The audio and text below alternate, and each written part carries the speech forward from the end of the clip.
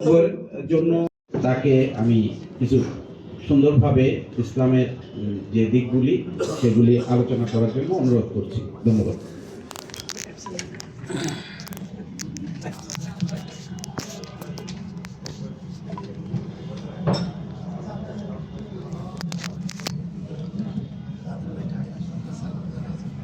আসসালামু আলাইকুম ওয়া রাহমাতুল্লাহি ওয়া বারাকাতুহু। ইন্নাল হামদালিল্লাহ ওয়াস সালাতু ওয়াস সালামু আলা মান লা নাবিয়্যা বা'দা, আম্মা বা'দ। সম্মানিত আজকের সাতাই অঙ্গন কর্তৃক আয়োজিত ইফতার মাহফিলের সম্মানিত সভাপতি জনাব সালাউদ্দিন সাহেব, আরও উপস্থিত আছেন জনাব মোহাম্মদ আলমাস শিমুল সাহেব, আরও অন্যান্য অতিথিবৃন্দ, সকলকে আমি আন্তরিক মোবারকবাদ জানাই। পবিত্র কোরআনে আল্লাহ রাব্বুল আলামিন ইরশাদ করেন, ইয়া আইয়ুহান নাস কুলু মিম্মা ফিল আরদি হালালান তাইয়্যিবা। হে লোক সকল, তোমরা জমিনের মধ্যে হালাল রিজিক অন্বেষণ করো। মহান রব্বুল আলামিন সৃষ্টির সূচনা থেকে এ পর্যন্ত প্রত্যেক নবী রাসূল এবং উম্মাহকে নির্দেশ দিয়েছেন যে হালাল রিজিক তালাশ করার জন্য। তাই হালাল রিজিক তালাশ করা প্রত্যেক মুসলমানের উপর ফরজ, দ্বিতীয় স্তরের ফরজ। মহানবী সাল্লাল্লাহু আলাইহি ওয়াসাল্লাম ইরশাদ করেন, তালাবু কাসবিল হালাল ফরিজাতুম মিন বাদিল ফরিজা। অর্থাৎ হালাল রিজিক তালাশ করা নামাজ, রোজা ইত্যাদি আদায় করার পর এটা অন্যতম ফরজ।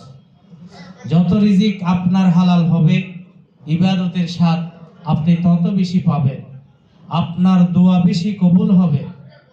একজন সাহাবী রাসূলের কাছে এসে বললেন, হে আল্লাহর রাসূল, যে আপনি আমার জন্য একটু দোয়া করুন, যাতে আমার দোয়াগুলি যখনই করি আল্লাহ কবুল করে নেন। তখন নবী সাল্লাল্লাহু আলাইহি ওয়াসাল্লাম তাকে বললেন, ইয়া সাহাদ আতিব মাতআমাকা। সাহাদ, তুমি তোমার রিজিককে হালাল বানাও। তখন তুমি যখনই আল্লাহর কাছে দোয়া করবে, মহান রব্বুল আলামিন তোমার দোয়া দ্রুত কবুল করে নেবেন। আজকে আমাদের দোয়া কবুল হয় না হারাম ভক্ষণের কারণে, হারাম রিজিকের কারণে। অনেকে মনে করি আমি যদি হারাম পদ্ধতিতে উপার্জন করি, টাকা পয়সা ব্যাংক ব্যালেন্স বেশি করতে পারবো, সেটা ঠিক নয়। বরং আল্লাহ রাব্বুল আলামিন পৃথিবীর মধ্যে প্রত্যেক মানুষের কার কত টাকা রিজিক হবে তা তকদিরের মধ্যে চূড়ান্ত করে ফেলেছেন। তাই আপনি কত টাকার মালিক হবেন সেটা আল্লাহর কাছে চূড়ান্ত আছে। কিন্তু আপনি যদি হারাম পদ্ধতিতে কোনো টাকা গ্রহণ করেন, ওই অনুযায়ী আপনার হালাল থেকে ঘাটতি হয়ে যাবে। এর অর্থ এই নয় যে আপনি হারাম গ্রহণ করলে অতিরিক্ত টাকা গ্রহণ করতে পারবেন। হালাল গ্রহণ করলে যে পরিমাণ সম্পদের মালিক আপনি হবেন, ঠিক তেমনি হারাম গ্রহণ করলেও একই সম্পদের মালিক হবে। তবে হালাল সম্পদ গ্রহণ করলে আপনার জন্য জান্নাতের সুসংবাদ আছে। হারাম সম্পদ যদি আপনি গ্রহণ করেন, আপনার জন্য জাহান্নামের দুঃসংবাদ আছে। তাই পৃথিবীর মধ্যে মহান রব্বুল আলামিন আমাদের জন্য রিজিকের ফয়সালা জন্ম থেকে তিনি করেছেন, কে কত টাকার মালিক হবে, কার রিজিক কিভাবে হবে। তাই আল্লাহ পাক কোরআনে বলেছেন, ওমা মিন দাব্বাতিন ফিল আরদি ইল্লা আলাল্লাহি রিজকুহা। অর্থাৎ পৃথিবীর মধ্যে সমস্ত মানুষের রিজিক আল্লাহ পাক নির্ধারণ করে রেখেছেন।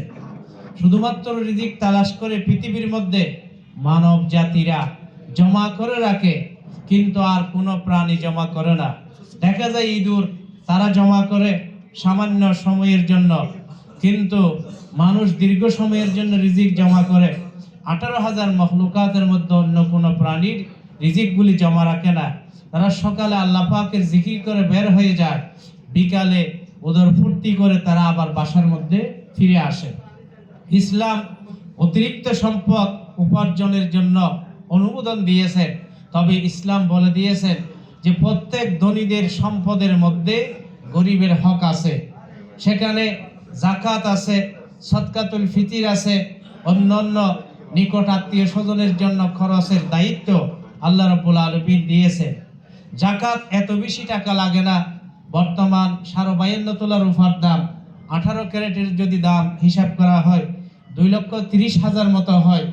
আপনার যদি মাসিক খরচ বাদ দিয়ে, আপনার লোন বাদ দিয়ে 2,30,000 পরিমাণ যদি নগদ টাকা বা ব্যবসার সম্পদ আপনার থাকে, আপনার উপর যাকাত ফরজ হয়ে যাবে।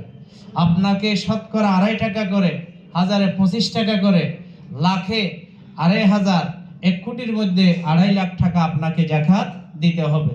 তাহলে এভাবে এই 2,30,000 টাকার পরিমাণ আপনার লোন বাদ দিয়ে যদি থাকে, এটা নগদ টাকাও হতে পারে, ব্যবসার যে কোনো সম্পদও হতে পারে, আপনাকে যাকাত অবশ্যই দিতে হবে।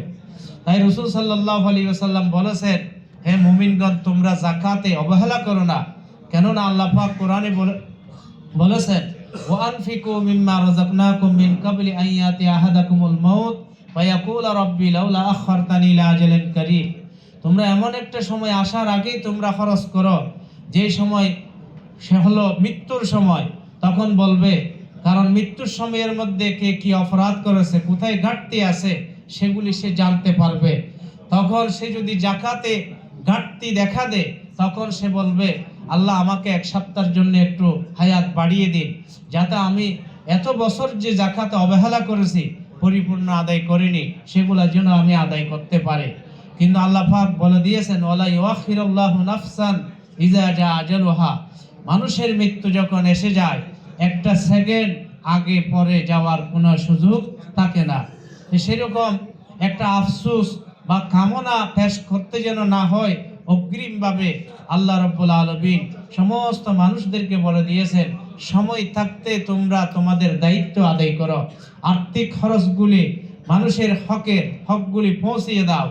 রাসূল সাল্লাল্লাহু আলাইহি ওয়াসাল্লাম বলেছেন, এমন একটা সময় আসবে, সেটা হলো কিয়ামতের পূর্বে, যখন পৃথিবীর মধ্যে কেউ গরিব থাকবে না, কেউ মিসকিন থাকবে না, তখন কিন্তু কেউ যদি যাকাত দিতেও চায়, নেওয়ার মতো কোনো লোক পাওয়া যাবে না।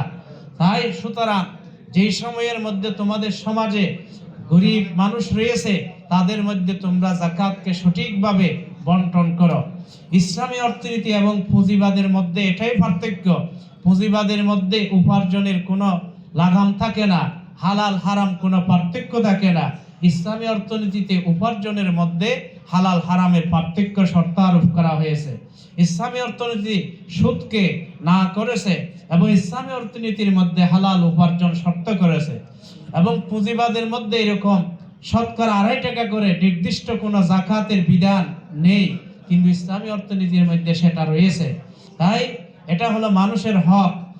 অনেকে মনে করেন, আমি যাকাত দিলাম আজকে এই বছর 1 লাখ 2 লাখ, তখন মনে করেন আমি গরিবদের প্রতি দয়া করতেছি। এটা ভুল কথা, বরং এটা হল তাদের হক, তাদেরকে দিয়ে দিচ্ছি। আমি যদি যাকাত আদায় সঠিকভাবে না করি, কারো টাকা পয়সা যেমন চুরি করলে সেটার জরিমানা আখিরাতে দিতে হবে, কারো সম্পদ নষ্ট করলে সেটার জরিমানা আখিরাতে দিতে হবে। কিভাবে দিতে হবে? যদি কেউ কারো সম্পদ দুনিয়াতে নষ্ট করে, সেগুলা যদি আদায় না করে, মহান রব্বুল আলামিন কিয়ামতের দিন বলবে, সেই টাকা আল্লাহ রাস্তায় দান করলে সে যে সওয়াব পেত, সেই সওয়াব তুমি তোমার আমলনামা থেকে তাকে দিয়ে দাও। ঠিক তেমনি গরিবকে যদি আমি যাকাত না দিই, এই যাকাত অনাদায়ের কারণে আল্লাহ রাব্বুল আলামিন আমাদেরকে কিয়ামতে শাস্তির সম্মুখীন করবেন এবং আল্লাহ রাব্বুল আলামিন এই কারণে শাস্তি দিবেন। এই রাসূলুল্লাহ সাল্লাল্লাহু আলাইহি ওয়াসাল্লাম বলেছেন, মান আতাহুল্লাহু মালান ফালাম ইউদ্দি যাকাতাহু মুসতিলা লাহু ইয়াউমাল কিয়ামাতি শুজাআন আকরা। অর্থাৎ যাকে আল্লাহ পাক সম্পদ দিয়েছেন, সে যদি যাকাতগুলি আদায় না করে, কবরে যাওয়ার পর এই সম্পদগুলি অজগর সাপ হয়ে যাবে এবং অজগর সাপ হয়ে আপনার শরীরের মধ্যে আঘাত করতে থাকবে, দংশন করতে থাকবে এবং বলবে, আমি তোমার দুনিয়ার গচ্ছিত সম্পদ এবং আমি তোমার দুনিয়ার অট্টালিকা ছিলাম, তুমি আমাকে সঠিকভাবে আদায় করেনি, গরিবদের হক আদায় করেনি, প্রতিবেশীদের হক আদায় করেনি, তাই সেই কারণে আজকে তোমার উপর শাস্তি দেওয়া হচ্ছে। তাই আসুন আমরা এই যাকাতগুলিকে সঠিকভাবে আদায় করি। বাংলাদেশে কমপক্ষে মানুষ যদি সঠিকভাবে আদায় করে 1 লক্ষ কোটি টাকা মানুষের যাকাত আসবে। এভাবে যদি প্রতি বছর সঠিকভাবে যাকাত দেওয়া হয়, আগামী 10 বছরে বাংলাদেশে কোনো গরিব থাকবে না। তা আমরা গরিবের সেই হকগুলি যথাযথভাবে আদায় করি। আল্লাহ পাক আমাদের সকলকে তৌফিক দান করুন। সময় সংক্ষিপ্ত, তাই আমরা একটু দুরূদ শরীফ পড়ি। আল্লাহুম্মা সাল্লি আলা মুহাম্মাদ ওয়া আলা আলি মুহাম্মাদ কামা সাল্লাইতা আলা ইব্রাহিম ওয়া আলা আলি ইব্রাহিম ইন্নাকা হামিদুম মাজিদ।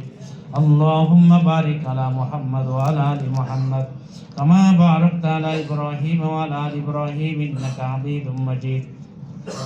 যারা মৃত শতায়ু অঙ্গনের তাদের ইসালে সওয়াবের জন্য একবার সূরা ফাতিহা, তিনবার সূরা ইখলাস পাঠ করে বিসমিল্লাহির রহমানির রহিম। আলহামদুলিল্লাহি রাব্বিল আলামিন আর রহমানির রহিম মালিকি ইয়াউমিদ্দিন ইয়াকা না'বুদু ওয়া ইয়াকা নাস্তাঈন ইহদিনাস সিরাতাল মুস্তাকিম সিরাতাল লাযিনা আন'আমতা আলাইহিম গায়রিল মাগদুবি আলাইহিম ওয়ালাদ-দাল্লিন বিসমিল্লাহির রহমানির রহিম। কুল হুয়াল্লাহু আহাদ আল্লাহুস সামাদ লাম ইয়ালিদ ওয়া লাম ইউলাদ ওয়া লাম ইয়াকুল লাহু কুফুওয়ান আহাদ বিসমিল্লাহির রহমানির রহিম। কুল হুয়াল্লাহু আহাদ আল্লাহুস সামাদ লাম ইয়ালিদ ওয়া লাম ইউলাদ ওয়া লাম ইয়াকুল লাহু কুফুওয়ান আহাদ বিসমিল্লাহির রহমানির রহিম। কুল হুয়াল্লাহু আহাদ আল্লাহুস সামাদ লাম ইয়ালিদ ওয়া লাম ইউলাদ ওয়া লাম ইয়াকুল লাহু কুফুওয়ান আহাদ। আমরা অনেকে মরহুম হয়েছেন, তাদের জন্য আমরা দোয়া করি। অসুস্থ রাকিবুল ইসলাম সাহেব, ওনার জন্য আমরা দোয়া করি। আলহামদুলিল্লাহি রাব্বিল আলামিন ওয়াসসালাতু ওয়াসসালামু আলা সাইয়্যিদিল আমবিয়াই ওয়াল মুরসালিন।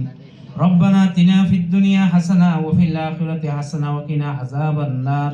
রব্বানা যালামনা আনফুসানা ওয়া ইল্লাম তাগফির লানা ওয়া তারহামনা লানাকুনান্না মিনাল খাসিরিন। রব্বানা লা তুযিগ কুলুবানা বা'দা ইয হাদাইতানা ওয়া হাব লানা মিন লাদুনকা রাহমা ইন্নাকা আনতাল ওয়াহ্হাব। ইয়া রাব্বুল আলামিন, আমরা গুনাহগার বান্দা আপনার দরবারে হাত তুলেছি। আল্লাহ দয়া করে আমাদের জীবনের সব ধরনের গুনাহ ক্ষমা করে দিন। আমাদের সগীরা কবিরা জানা অজানা সমস্ত গুনাহ থেকে আমাদেরকে নিষ্পাপ বানিয়ে দিন। ইয়া রাব্বুল আলামিন, আমরা যারা হাত তুলেছি আমাদের মধ্যে অনেক অসুস্থ আছে, দয়া করে সকলকে শিফায়ে কামেলা দান করুন। আয় আল্লাহ, আমাদের সকলকে সমস্ত রোগ থেকে দ্রুত আরোগ্য দান করুন। ইয়া রাব্বুল আলামিন, শতায়ু অঙ্গনের একজন সদস্য কাজী রাকিবুল ইসলাম অসুস্থ, আল্লাহ দ্রুত শিফায়ে কামেলা দান করুন। আবারও আমাদের মাঝে ফিরে আসার জন্য তৌফিক দান করুন। ইয়া রাব্বুল আলামিন, আমরা যারা হাত তুলেছি আমাদের সকলকে কঠিন জটিল রোগ থেকে হেফাজত করুন। আসমানের বিপদ, জমিনের বিপদ, পথঘাটে অ্যাক্সিডেন্ট, দুর্ঘটনা থেকে হেফাজত করুন। ইয়া রাব্বুল আলামিন, আমরা যারা হাত তুলেছি এই শতায়ু অঙ্গনের পরস্পর ভাই ভাই হিসেবে বসবাস করার তৌফিক দান করুন। ইয়া রাব্বুল আলামিন, এই সমিতির অনেক সদস্য আল্লাহ আমাদের মধ্যে আজকে উপস্থিত হতে পারে নাই। আয় আল্লাহ, হয়তো অসুস্থ, তাদেরকে শিফায়ে কামেলা দান করুন। অনেকে ঢাকা থেকে এখানে হাজির হয়েছেন, আয় আল্লাহ তাদের এই আসা যাওয়াকে আপনি কবুল করে নিন। ইয়া রাব্বুল আলামিন, বিশেষভাবে আল্লাহ সভাপতি সাহেব, আয় আল্লাহ জনাব সালাউদ্দিন সাহেব, আয় আল্লাহ শিমুল সাহেব সহ যারা এখানে অতিথি হিসেবে উপস্থিত হয়েছেন, প্রত্যেকের সব হাজাতগুলি পূরণ হওয়ার তৌফিক দান করুন। আয় আল্লাহ, শতায়ু অঙ্গনের মাধ্যমে সামাজিক বিভিন্ন কার্যক্রমে অবদান রাখার জন্য তৌফিক দান করুন। ইয়া রাব্বুল আলামিন, শতায়ু অঙ্গনের যত সদস্য আয় আল্লাহ বয়স্ক, তাদেরকে হায়াতে তয়্যিবা দান করুন। মৃত্যুর সময়ের মধ্যে কলিমা তয়্যিবা নসিব করে দিন। ইয়া রাব্বুল আলামিন, শতায়ু অঙ্গনের অনেক সদস্য বিভিন্ন সময়ে মৃত্যুবরণ করেছেন। মরহুম বিশেষ করে আক্কাস আলী, অ্যাডভোকেট সিরাজুল ইসলাম, শফিকুর রহমান, শফিউদ্দিন, আয় আল্লাহ হায়াত খান, আব্দুল শহীদ সহ যারা মৃত্যুবরণ করেছেন, প্রত্যেকের কবর আযাব ক্ষমা করে দিন। তাদের কবরকে জান্নাতের টুকরা বানিয়ে দিন। ইয়া রাব্বুল আলামিন, আরো যারা এই শতায়ু অঙ্গনের সদস্যদের আত্মীয় স্বজন, মা বাবা, মুরব্বীগণ ইন্তেকাল করেছেন, প্রত্যেকের কবর আযাব ক্ষমা করে দিন। তাদের কবরকে জান্নাতের টুকরা বানিয়ে দিন। ইয়া রাব্বুল আলামিন, আয় আল্লাহ বাংলাদেশের মধ্যে আল্লাহ শান্তি স্থাপিত হওয়ার তৌফিক দান করুন। বিশ্বের মধ্যে শান্তি স্থাপিত হওয়ার তৌফিক দান করুন।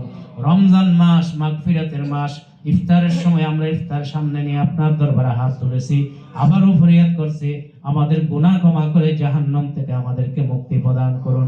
আয় আল্লাহ সভাপতি, সেক্রেটারি সাহেব, আয় আল্লাহ কাজী, আয় আল্লাহ প্রিন্সিপাল সাহেব সহ যারা এই প্রতিষ্ঠান আয়োজনের জন্য অক্লান্ত পরিশ্রম করেছেন, আয় আল্লাহ তাদের এই আমলকে কবুল করে নিন, পরকালের নাজাতের ওসিলা বানিয়ে দিন। প্রতি বছর এই সামাজিক প্রোগ্রামগুলি সঠিকভাবে সম্পন্ন করার তৌফিক দান করুন।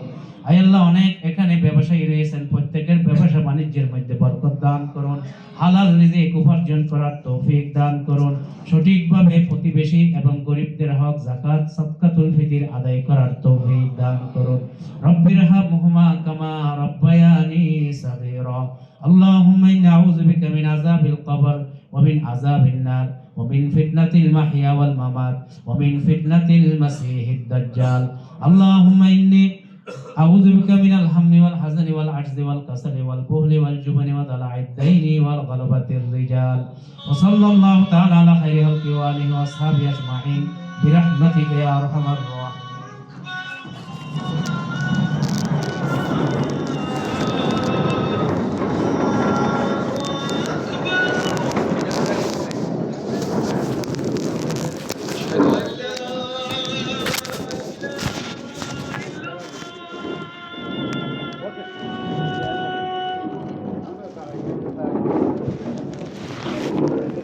أشهد أن لا إله إلا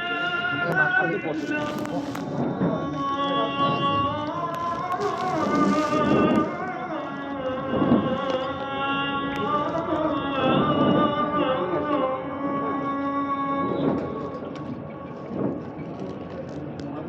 أشهد أن محمدا رسول